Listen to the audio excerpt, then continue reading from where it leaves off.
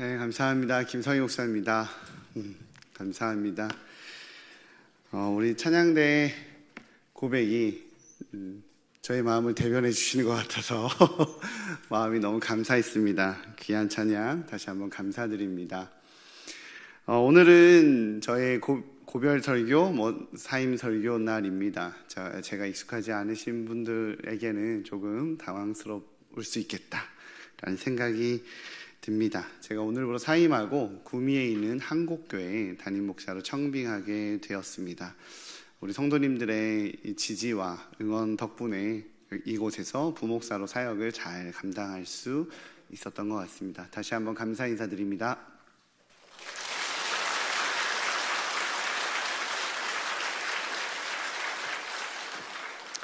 일산중심교회 사역한 지 벌써 7년이 지났습니다. 기간으로는 7년, 횟수로는 한 8년 정도 되었더라고요.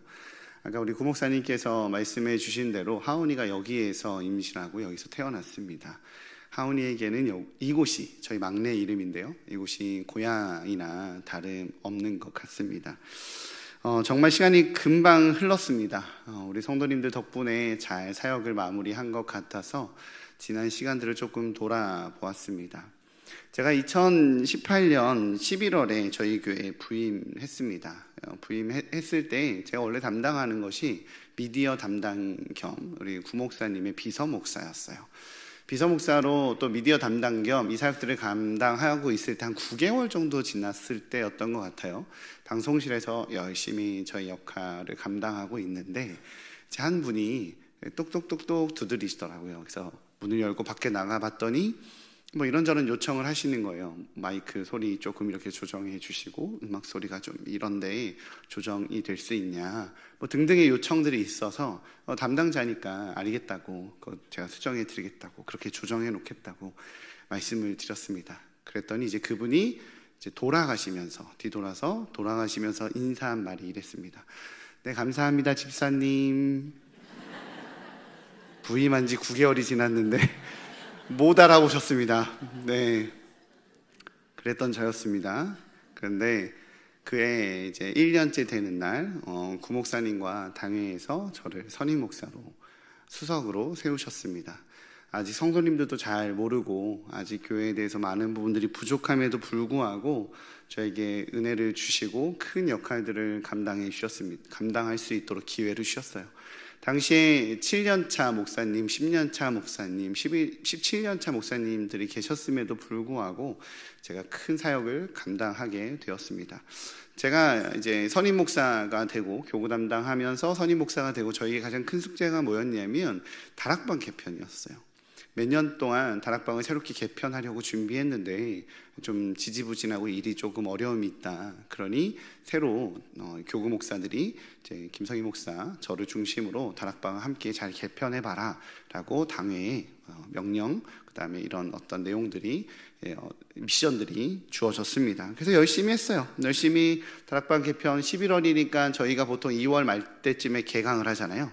2, 3개월 안에 다락방 개편을 위해서 성도님들 전화 신방하고 새롭게 세워진 우리 순장님들 이렇게 집으로 초대해서 가정에서 이제 식사도 함께 대접하고 관계도 맺고 아직 잘 모르지만 이런 시간들을 열심히 가졌습니다.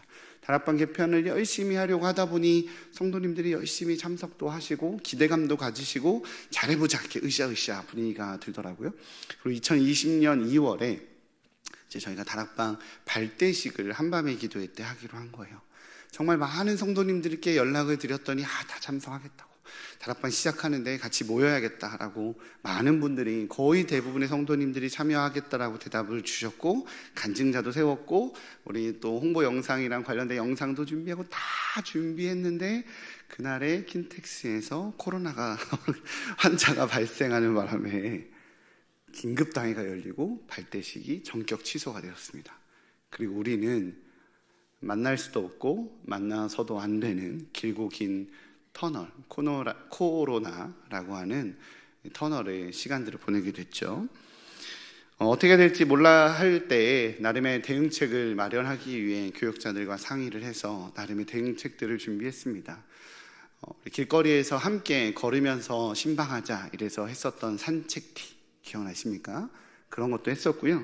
그리고 사회적 거리두기가 있으니 만나지 못하니 교구 목사들이 집마다 이제 찾아가서 문고리 신방하고 전화드려서 집 안에 있으면 성도님은 집 안에서 기도 받으시고 저는 문 밖에서 문에다 손대고 기도하고 그랬던 기도요 기도도 있었습니다.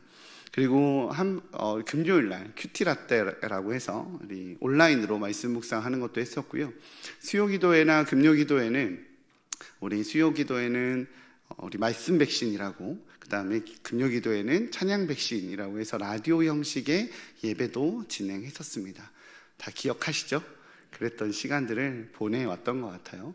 코로나가 끝났고 교회는 다시 회복의 시간들을 가졌고 저희 교회는 2대 담임 목사님이신 우리 이창조 목사님을 잘 모시게 되었습니다. 이 모든 것들이 끝나고 이제 우리 구영철 목사님의 위임식과 은퇴식을 앞두고 있습니다. 이러한 시기에 제가 담임 청빙이 결정된 것입니다. 지나고 보니 다 모두 은혜였던 것 같습니다. 그래서 이렇게 다 끝나고 나서 결정이 되니까 저에게 하나님께서 주시는 이 담임 목회지가 우리 하나님께서 주시는 상 같습니다. 하나님께서 주시는 선물 같습니다. 잘 끝냈다고, 너의 역할 잘 마무리했다고, 해야 될 일 이제 마무리했으니 새로운 사역을 시작하라 라고 하나님께서 주시는 상 같습니다. 제가 부임하게 되는 한국교회는요 58년도에 지어진 교회입니다. 67년 정도 이제 개척된 지 67년 정도 지났고요. 본관 건물도 아름답게 지어져 있습니다. 너무 예쁘죠? 네, 가서 보면 더 예쁩니다. 깜짝 놀랐습니다. 네, 그리고 10년 전에는 비전센터도 옆에 지어서 본관 건물과 연결해서 만들어 놓았습니다. 그리고 교회 앞에는 넓은 주차장도 있고 이제 교회 소유의 체육관도 있습니다. 저 가건물이 체육관이거든요.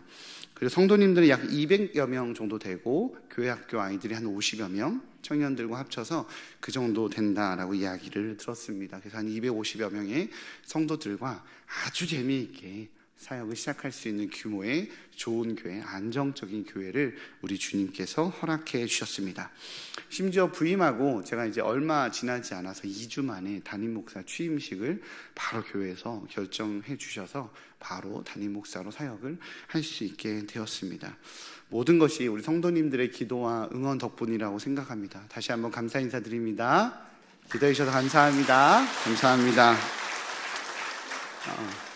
정말 많은 분들이 기도해 주시고 응원해 주시고 네, 그렇게 마음으로 품고 부르짖어 주심에 제가 그것들을 많이 느꼈어요. 그래서 다시 말씀드리지만 이 모든 것들이 하나님의 선물 같기도 하고 하나님께 주신 상 같기도 합니다. 그런데 저는 오늘 말씀 본문을 보면서 상에 대한 이야기를 다시 한번 묵상하게 되고 나에게 진짜 상은 무엇인가 라고 다시 한번 좀 고민하게 돼서 그 이야기를 나누려고 합니다. 오늘 말씀에 보면 하나님께서는 우리에게 상이 있다라고 이야기를 하세요. 그것도 공적에 따른 상이라고 합니다. 이 땅에서 살아갈 때 우리 주님께서는 상도 주시고 벌도 주시니 틀린 말은 아닐 겁니다. 그런데 오늘 성경에서 말하고 있는 상은요, 이 땅에서의 상이 아니라 저 천국에서 하나님의 품 안에서 받게 되는 천국의 상을 이야기하는 겁니다. 사랑하는 성도님들, 천국의 상이 있을까요? 천국에 가면 상을 받을까요? 그러면 천국에서 받는 상은 과연 무엇일까요? 오늘 저는 그 이야기를 좀 본문을 통해 살펴보고자 합니다. 오늘 본문의 배경은요, 사도 바울이 고린도 교회라는 교회를 개척하고 난 다음의 이야기입니다. 고린도 교회를 개척하고 사도 바울은 이제 교회가 개척되고 나니까 다음 사역지로 또 다른 선교지로 떠났습니다. 그리고 떠나고 나니까 그 고린도 교회에 베드로 사도가 와서 또 고린도 교회를 잘 돌봤습니다. 그리고 베드로 사도가 떠나고 나니까 이제 아볼로라고 하는 사도도 와서 교회를 잘 돌봤어요. 교회는 많은데 사역자가 적었기 때문에 순회 사역을 하면서 교회들을 돌봤던 거죠. 바울, 베드로, 아볼로 다 탁월한 사역자였어요. 그렇기 때문에 교회 안에, 성도 안에 생긴 현상이 있는데 바로 선호도라는 게 생긴 겁니다. 난 누가 더 좋더라, 라고 말하는 선호도가 생긴 거예요. 바울이 고린도 교회를 떠난 후에 교인이 된 사람도 있을 것이고요, 아볼로와 성경 공부를 하면서 은혜 받은 사람도 있을 겁니다. 그래서 어떤 사람들은요, 아볼로가 좋다고 말하고, 어떤 사람들은 역시 베드로가 능력이 있지 라고 말하는 사람도 있었고요, 어떤 사람은 그래도 사도 바울의 가르침이 가장 마음에 와닿아 라고 하는 성도도 있었을 겁니다. 어떤 분은 은혜를 강조했을 것이고, 어떤 분은 훈련을 강조했을 것이고, 어떤 분은 전통을 강조했을 겁니다. 사도 바울은 이런 다양한 사역자들을 소개합니다. 그들의 능력과 그들의 잘함과 그들의 수고와 헌신을 말하지만 가장 중요한 핵심이 있는데 바로 그것은 터예요. 터에 대한 이야기를 해요. 우리는 보통 교회 터 이라면 뭘 생각하나요? 보통 교회 터이라면 교회를 개척한 목사님의 목회 철학이나 목회 스타일이나 비전들을 터라고 이야기를 합니다. 그러니 사도 바울이 내가 고린도 교회를 개척한 목사로서 나의 목회 철학이, 나의 목회 비전이 교회의 터다, 이런 얘기를 하는 걸까요? 아니라는 거예요. 사도 바울은 그 이야기를 하는 것이 아닙니다. 오늘 본문 11절에 사도 바울은 교회의 터는 단 하나라고 말합니다. 우리 함께 읽어보도록 하겠습니다. 시작.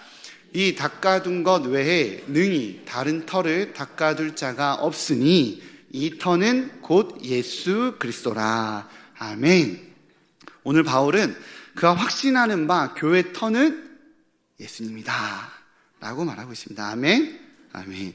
예수 그리스도의 터 위에 세워진 거면, 그리스도의 복음을 전하는 거면, 그 성경 공부 형식이든 섬김과 봉사의 형식이든 은사사역의 형식이든 모두가 그리스도의 터 위에 세우는 거다라고 이야기를 하는 거예요.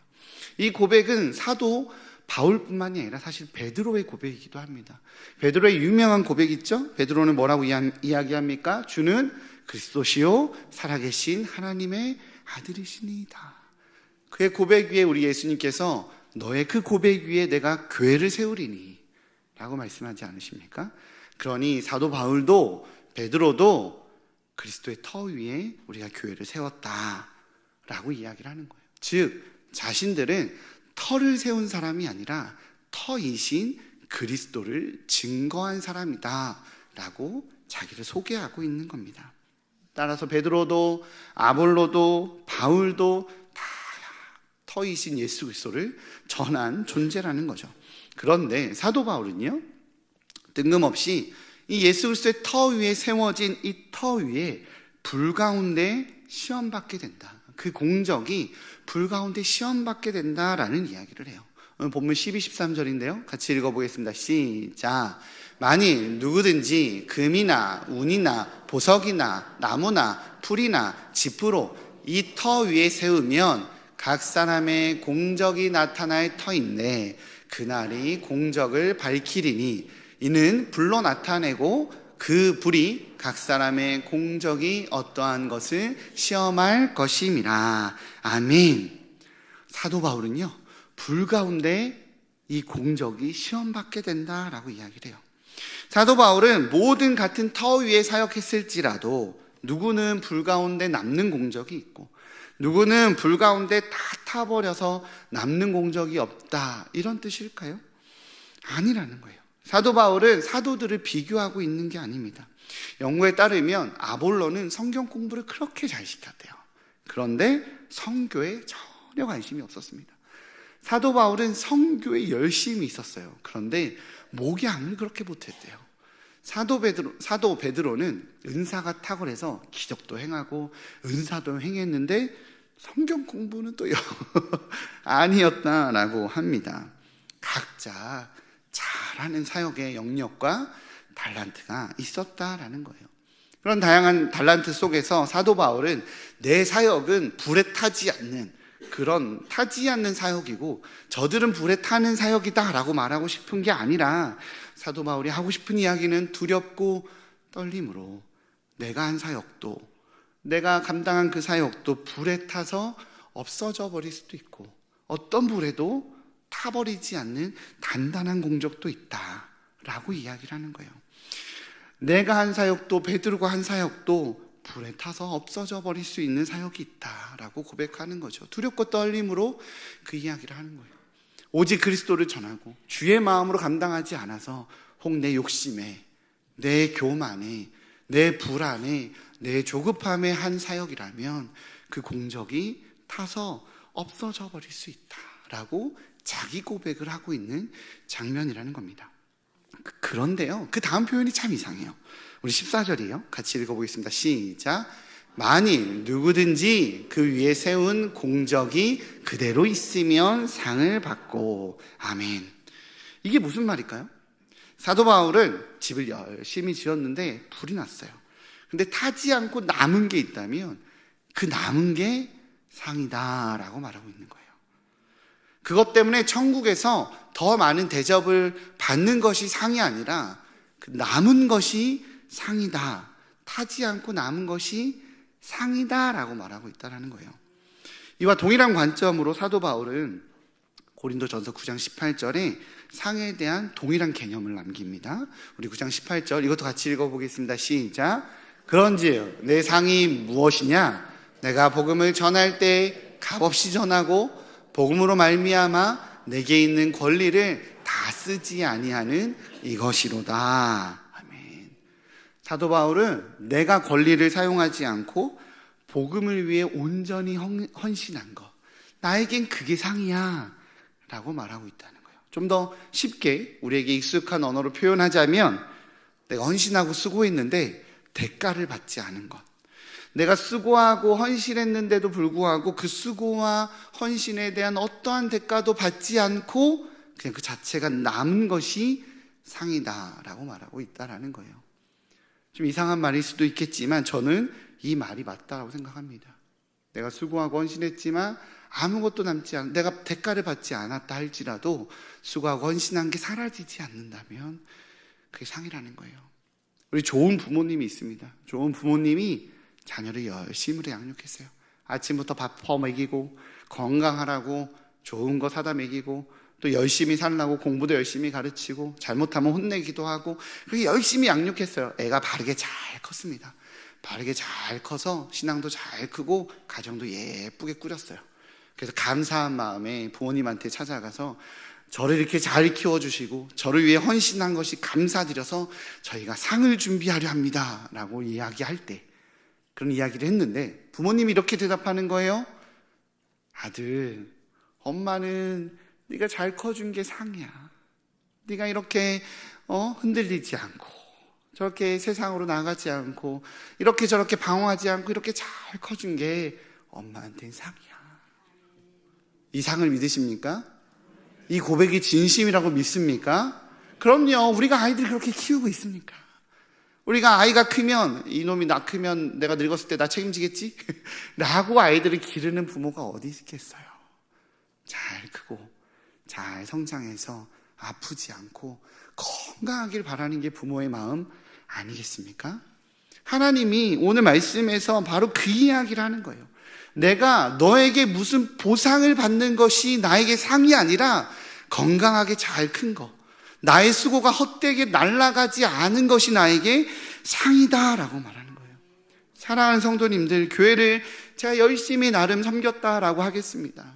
그랬나요? 안 그랬나 봐요. 그 열심히 섬기고 복음도 전하고 말씀도 전하고 여러 가지 형태의 또 힘들 때 위로도 하고 하나님의 은혜를 전했습니다. 전했는데 세상의 풍파에 세상의 어려움에 다 흩어져 버려서 안 남는다면 그건 저에게 상이 아닌 거예요. 저에게 상은 무엇이겠습니까? 제가 그렇게 열심히 섬겼더니 그분이 주님의 깊은 관계 속에 머물러서 주님과 깊은 관계 속에 머물러서 하나님의 사람으로 단단하게 쓴다면 제가 천국 가서 면류관에 별 하나 더 안 단다고 제가 조금 더 멋진 거 받지 않는다라고 하더라도 저에게는 그 자체로 큰 기쁨 아니겠습니까? 왜냐하면 저의 상급은 바로 우리 성도님들이기 때문입니다. 저에게 상급은, 나의 상은 바로 우리 성도들이에요. 저는 제가 천국에 가서 하나님 나라 가서 자가용을 탈지 아니 황금보석으로 치장한 집에 살지 잘 모르겠어요. 하지만 제가 이 땅에 살면서 제가 지금 바라고 원하는 것이 있다라면 제가 사역을 다 감당하고 이 삶이 끝났을 때, 이 모든 것이 끝났을 때 그 사역의 결과물인 성도님들이 다 몽땅 타서 사라지는 것이 아니라 그 어떤 어려움에도, 그 어떤 힘겨움에도, 그 어떤 환난에도 타버리지 않은 단단한 하나님의 성도가 돼서 그대로 남아 계신다면 그것이 저에게 상이라는 겁니다. 제가 만나고 복음을 전했던, 목회자로서 돌보고 말씀을 전하고 목양했던 영혼들이 세상 풍파에, 불과 같은 세상의 환난에 의해 남지 않는다면 그것만큼 슬픈 일이 어디 있겠어요? 그죠? 제가 청소년 사역하고 청년 사역하면서 만났던 아이들이 저 떠나고 났더니 세상에 나가서 교회 떠나고 신앙 떠나버렸다라는 이야기를 들으면 얼마나 속상한지요. 그 아이들이 저에게 찾아와서 목사님 감사합니다라고 밥 사주고 뭐 사주고 뭐 해주지 않아도 그 아이들이 그곳에서 신앙생활 잘하고 있다는 이야기를 들으면 그게 저에게 상입니다. 그 제자들 찾아오면 제가 무조건 밥 사거든요. 힘들 때 언제든지 찾아와라. 밥은 내가 산다. 너희들이 세상에 돈 많이 벌어도 밥은 내가 사니 망설이지 말고 찾아와라 라고 합니다. 왜요? 그 아이들이 저의 상급이니까. 마찬가지로 우리 성도님들이 저의 상급입니다. 일산 중심교회 성도들이 예수 그리스도의 터 위에 쇠하지 않고 타지 않고 주의 성전으로 남아 있으시기를 소망합니다. 그게 저의 상급이니까요. 그게 저의 바람이니까요. 그게 저의 소원이니까요. 저에게 좋아 보이는 담임 목회지가, 지금 쭉 제가 앞에 자랑했었던 좋아 보이는 담임 목회지가, 좋아 보이는 사역지가, 그게 저에게 상이 아니라 성도님들이 저에게 상입니다. 제가 오늘 고별 설교, 사임 설교를 준비하며 예배에 꼭 오라고 부탁드렸던 성도님들 몇몇 분이 눈에 보이시네요. 감사합니다. 여러분이 저에게 상입니다. 그러니 흔들리지 않고, 죄송합니다. 주의 전에서 하나님의 백성으로 잘 계셔주시기를 주님의 이름 부탁드립니다.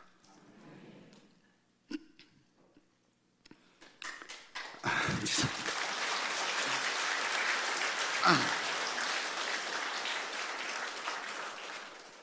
제가 1부에는 안 그랬는데 2부에는 제가 이제 부탁드린 분들이 오시니까 막 가슴이 좀 울컥하네요. 네, 또한 못 오신 분도 계시는데, 약속했는데 못 오신 분도 계시는데 온라인으로 보고 계실 거라 생각이 듭니다. 죄송합니다.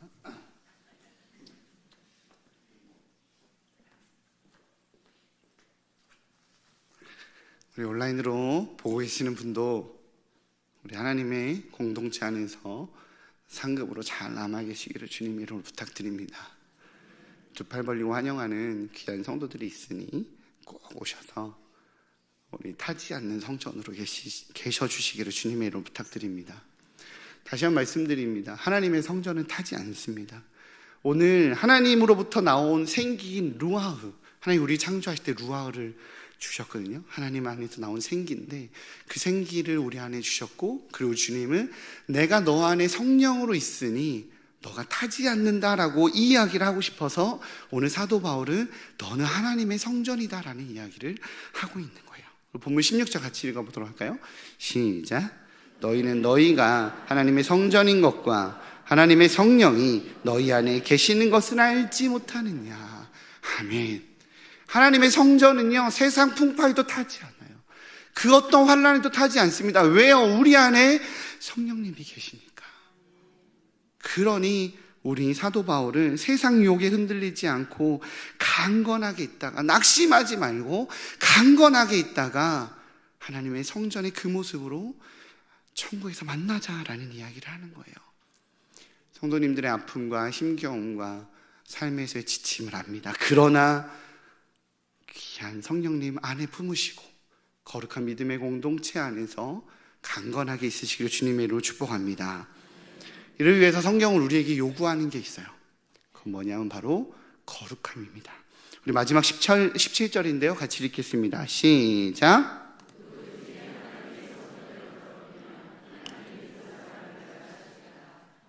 성전은 거룩하니 너희도 그러하니라. 아멘. 거룩함을 지켜가시기를 주님의 이름으로 축복합니다. 그런데요, 거룩함 혼자 지키기 참 어려워요. 거룩함을 지키는 가장 지혜롭고 가장 확실한 방법은 바로 믿음의 공동체 안에 한 마음으로 하나 되어 싸워나가는 겁니다. 믿으십니까? 제가 성도님들을 이렇게 많이 만나잖아요. 이제 사임이 결정되고 많은 분들을 만나니까 한 분이 조심스럽게 저에게 그런 이야기를 하는 거예요.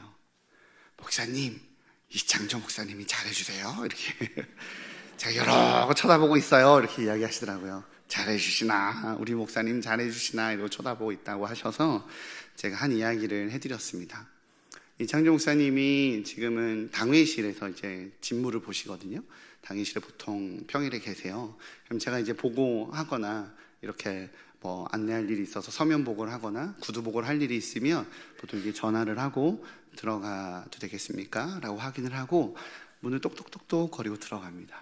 그러면 제가 문을 열고 들어갈 때 한 번도 자리에 앉아 있었던 적이 없어요. 늘 자리에 일어나서 의자를 빼주고 제가 앉을 때까지 기다렸다가 같이 이렇게 앉아주세요.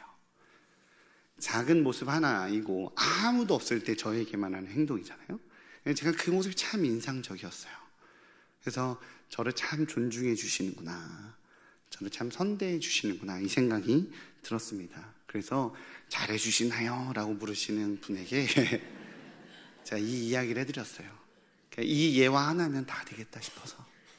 사랑하는 성도님들, 세상 풍파의 거룩함을 지켜내는 건요, 공동체가 멈추지 않고 하나 되어 달려나가는 거예요. 왜요? 삼겹줄은 쉽게 끊어지지 않거든요. 믿음의 생활을 혼자 하지 않으시길 바라요. 믿음의 동료들과 우리 귀한 목사님, 이대 담임 목사님, 우리 교회가 잘 모셨잖아요. 그죠? 성도님들과 만나서 이야기 들으면 얼마나 많이 은혜를 받으시는지, 얼마나 힘을 얻으시는지, 얼마나 기대감이 크시는지를 제가 계속적으로 확인하게 됩니다. 좋은 목사님 우리 하나님께서 보내주셔서 하나된 마음으로 함께 가라고 마음 모아주셨으니까 목사님 잘 협력하고 요구하기보다 순종하시며 하나된 교회로 잘 섬겨나가시기를 주님의 이름으로 부탁드립니다. 저는 좋은 목사님 모셔서 떠나면서 얼마나 기쁘고 마음이 가벼운지 모르겠어요. 얼마나 기쁘게 마음 편하게 갈 길을 가게 되는지 모르겠습니다. 그래서 저는 이야기를 할 수 있는 것 같아요. 제가 구미에 내려갑니다. 구미에 내려가서 누군가 일산으로 이사 가거나 일산에 친척이 있다고 하면 어느 교회 추천할까요? 일산 충신교회 추천하겠죠? 아, 목사님도 좋고 성도님도 좋다고. 김성희 목사 추천했다 그러면 잘해 주실 거죠? 김성희 목사님이 추천해서 이게 왔어요 그러면 아이고 그 인간이 추천해서 왔어요 라고 하지 않으실 거잖아요. 그죠? 교회를 믿고 신뢰할 만해서 좋은 교회로 단단하게 서갈 거라는 기대와 확신이 있어서 저는 추천할 겁니다. 그러면 반대로 구미에 친척이 있거나 인척이 있거나 아는 사람이 있거나 혹 이사를 가신다면 어느 교회 추천하겠어요? 자, 네, 따라해볼게요. 한국교회 추천해 주세요. 제가 아는 일산 충신교회는 이별이 없는 교회였습니다. 이별이 없는 교회라고 믿어요. 사람을 떠나보내고 너는 이제 떠났으니 우리와 상관없는 사람이다 라고 하지 않고 멀리 떠나보낸 김세일 목사라든지 아니면 가까이에 있지만 개척한 우리 목사님들, 이기주 목사님이나 다른 목사님이든지 끊어지지 않고 이별하는 것이 아니라 일산 충신교회 영역을 확장하는 교회라고 믿습니다. 이제 또 하나의 확장이 생긴 거예요. 구미에 확장이 생긴 겁니다. 그렇게 믿고 저는 기쁨으로 추천할 것이고 우리 성도님들은 또 저희 교회 일산 우리 구미 교회를 구미 한국교회를 기쁨으로 추천해 주셔서 우리 주님 앞에 서는 그날 우리가 함께 하나님 안에서 신앙 생활을 잘했다라고 하고 주의 터 안에서 그리스도의 그 천국 안에서 기쁨으로 만나시기를 다시 한번 주님의 이름으로 축복합니다. 기도하겠습니다.